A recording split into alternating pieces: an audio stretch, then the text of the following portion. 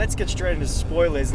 So one of the first things that we see is Poe taking on the entire fleet and trying to manipulate the situation to buy time. And put Hux on hold. Yeah, what did you think about that? Oh, just from that moment on, my face just fell. I mean, I was sighing at jokes after that. Yeah. Again, I liked the idea of it. The very first moment where it was happening, I liked it. But then it was squeezed a little bit and milked, and that's when it comes down to the execution that I feel. A lot of these ideas were great, but not executed in as classy of a way that I would have hoped from Rian Johnson. Like the bomber run that happens immediately after. I feel like that was executed beautifully. It looked great. I liked the designs of the ships. I like how it unfolded. Moving on, we find out where Rey is. Obviously another big moment with the handing of the lightsaber. Another very, very bold choice. I was a bit let down with the attitude Luke took. Yeah. I felt like he should be more tortured. Yeah. You know? Yeah. And I didn't really get that. I really enjoyed that whole kind of Mr. Miyagi montage-y type thing where Rey's following him around and trying to get him to train. Mm-hmm. But then you kind of have the milking of the beasts. The sea beasts, and which it was just weird. When they start actually doing the trainings and introducing more of the darker elements, that's when it started to get more interesting. Yeah. And what I really liked was all the stuff between Rey and Kylo Ren. Fantastic. This is what I'm talking. The mental link across the galaxy, kind of.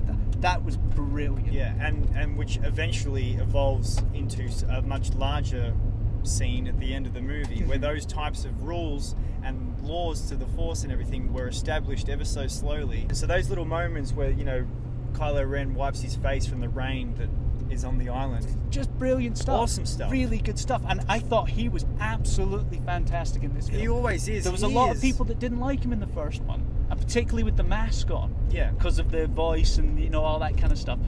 And in this, they really did do a lot of work with that, confronting the legacy of Darth Vader, or that battle with his connection to Vader. Yeah. And I liked the fact that he didn't have the mask on for this entire movie. It was very wise to do that, and I kind of even liked that Snoke didn't like the mask either. Snoke was great. That's the other thing we haven't talked about yet. Snoke was brilliant. Snoke's throne room is cool. Yeah, it was awesome. He was menacing. He looked fantastic. That was a lot of concerns for the voice was good. Yeah, Andy Serkis did a wonderful job. I really liked, obviously the detail they put on him as well. I think they heard a lot of fans' backlash towards Snoke in the first one. What I liked was the kind of whole storyline there about having to outrun the First Order the old school way, and that creating kind of a timeline. I really liked that. I thought that was just a really nice way just to set a kind of, just a cat and mouse situation, but in a way we haven't seen done before in a Star Wars movie. Well, exactly. Obviously, yes, we meet Rose, Finn, they make a connection, they go to Poe, they do all that stuff, but before they do, they have to go off to another planet. The least entertaining part for me, and definitely the part where I will probably skip the scenes. Skip through on Netflix when you see it on Netflix, Which is unfortunate because there was a lot of heavy promotion, well not promotion, but just kind of glimpses into this Canto Bight world, and I was really excited for it. I wanted to see the high class place without the kind of grim undertone of, arms dealers. As soon as the stampede scene happened where they had to charge through the whole place and ruin it, and then obviously say exactly what they've done and why they're on so the pleased. cliff and saying, we really made a difference there, or it felt good to mess that place up. And then she takes the saddle off the freeze the horse creature Yeah. and says, no, now it really feels good. And it's just, I was just like, what? And then we go over and experience all that Snoke, Rey and Kylo Ren business, which was just, again, phenomenal. I love the stuff with Snoke. He's being so sure that he's got full command over the Force, and actually not being, he's blinded by his own hubris. And that was a word that was used quite a bit, where Luke was feeling about the Jedi Order as a whole. Hubris came up quite a bit, actually. I love that they teamed up, at least for a moment. This connection that they had together was built, even though it turns out Snoke was kind of the architect of all that. But the connection was made.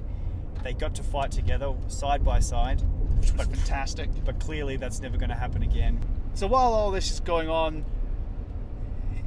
Finn and Rose, they've met up with Benicio del Toro. Yeah. I like that character. He was great. Here's my fanboy rewrite, just ever so slightly. I wish they escaped properly with Benicio del Toro, and I wish their escape was kind of a speeder chase through the city. Yeah. I just wanted to see more of his character doing some more cool things. I did like Finn's kind of coming of age moment where he fights Phasma. Yes, that was cool. I enjoyed that. Leading up to that, having Laura Dench, having her drive her ship into the destroyers was awesome. It was great. But then the whole time I was thinking, you know, there's a lot of dialogue going on while the ship's exploding. And there's no need for that. In the original trilogy, there was always something happening. No, this Star Wars movie is the longest Star Wars movie ever made. Yeah. There was no need for it to be. It could have been 2 hours long. Yeah. And it would have worked just as well. There was so much stuff that was drawn out to build tension. And then when they stick in a joke or stick in some bad CGI or stick in some slapstick, it just takes all that tension away. So you're just making the film longer and longer and longer to try and overcome the problems you've created. You're totally right. And knowing, like, when I found out that the movie was going to be as long as it was, I thought it was just so dense of character development and awesome storylines that there was just nothing to cut. Yeah. And I was just so excited for that. But you're totally right. There was so many things where you could have just taken that out or left that aside. And I never thought I would say there could have been less Star Wars movie. All right, let me throw this one at you. Yoda. I really liked the Yoda stuff. And at the end of his scene, when he's just sitting there talking to Luke about what the Force really means, about the true thing about students is that they surpass their masters. If it's a 3-minute scene, the last minute of it was great. It was Yoda pitched perfectly. Yeah. And even the little joke at the start was Yoda pitched perfectly, but everything in the middle was just a bit verbose and a bit overwritten for me. But I really liked the fact that he was in there. Yeah, I liked it too, and I think what you're just saying right now is very much a reflection of how I feel about the movie as a whole. Like, any given moment, I enjoyed most of it, but then there was a little bit of extra fat on there that I didn't enjoy, and it was over-executed or overdone. But anyway, the last of the rebels go out for their last stand, 6 ships against the whole force of the First Order. That's the stuff of Star Wars for me. Totally, yeah. You see it in the trailer and it kind of looks like this big, grand, massive, the cavalry have come in kind of scene. And It's not like that in the movie. It is literally just 6 kind of clapped out, knackered ships. Did you think Finn was done? I didn't think Finn was done. I wanted him at that point. I wanted him to be done, not because I wanted him dead, but because I thought it was a fitting end to his story. Yeah, I felt that way too. The only thing I was feeling at the time was like there's been a lot of heroic deaths in that fashion in this film alone. Like if you look at Laura Dern's character, I kind of thought that he would pull away at the last second because Poe had told him to, and we are trying now to make Poe the leader of the Resistance. We got to touch on the other side of that relationship, Princess Leia. Yep. Pretty good throughout. I like her using the Force a little bit. I like her connection to Luke. I don't like it when she uses the Force a lot. Yeah. I think, again, that whole idea was great, just not really well just done. Executed just a little bit heavy-handed again. Obviously, I think it was something about her kind of Mary Poppins kind of descent back to the ship. A little bit. Everything else was great. The music was great. I thought she was done when I first saw the film. And I wouldn't have minded if she'd been done. Yeah. Honestly. And then really climactic stuff with the Millennium Falcon. That was flying in. Sweet. That was so good. See, again, looked great. Another sweet moment where 3 TIE fighters are taken out at once, and then all you see is the shadow of the Falcon, like you would like a hawk, just the shadow of a hawk. Star Wars iconography. That really is awesome. And then how angry Kylo Ren is to see that ship, and how he's just like, get that ship out of the sky. Yeah. And then Finn being like, they really hate that ship, Yeah. and we just like, yeah, but we love that. You talked about earlier Chewbacca's moment. Yeah. Chewbacca finally flying the Falcon, Yeah. you know, kind of captain of the Falcon. Well, he kind of always has been, but he's always had a co-pilot, so you don't really know what. Well, he's always had Han Solo there, right? That's So it's right. Han's ship, and you know, whereas now it feels like it's Chewie's ship. Yeah. And I like that. I really like that they went that direction with it. They kind of given the mantle of Millennium Falcon to Chewie. All right, look, we are running out of daylight Yeah. faster than we can speak, so let's go to the Luke thing and let's wrap it up. Yeah. So they built, as you said, over the course of the movie, they built this idea that there's a connection Yeah. between, particularly you Jedi and or users of the Force. Yeah. They can use it to connect to each other. We've always known there was a connection, certainly between Luke and Leia, and Kylo Ren is Luke's nephew.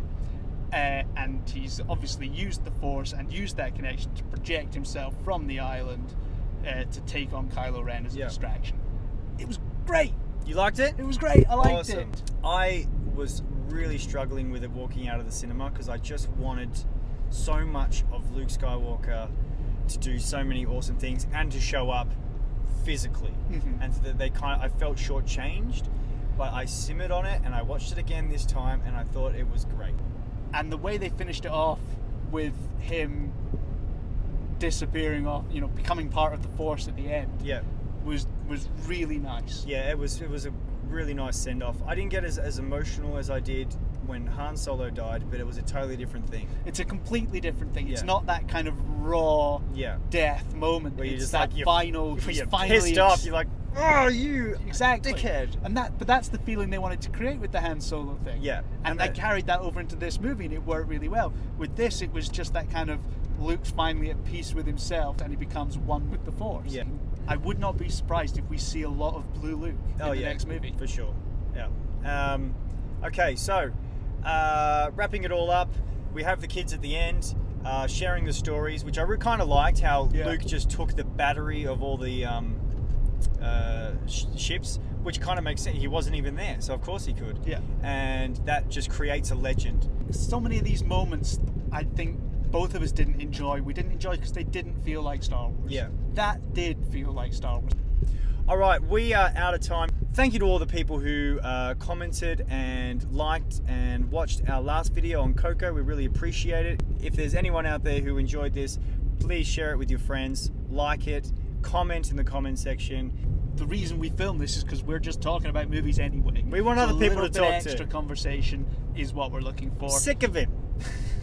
But thanks for watching. I think that's pretty much us wrapped up. Star Wars: The Last Jedi. The sun has set on another worth the drive review. Yeah, very good. So it's cheerio from me, Cheerio from me. and we'll catch you later on down the road.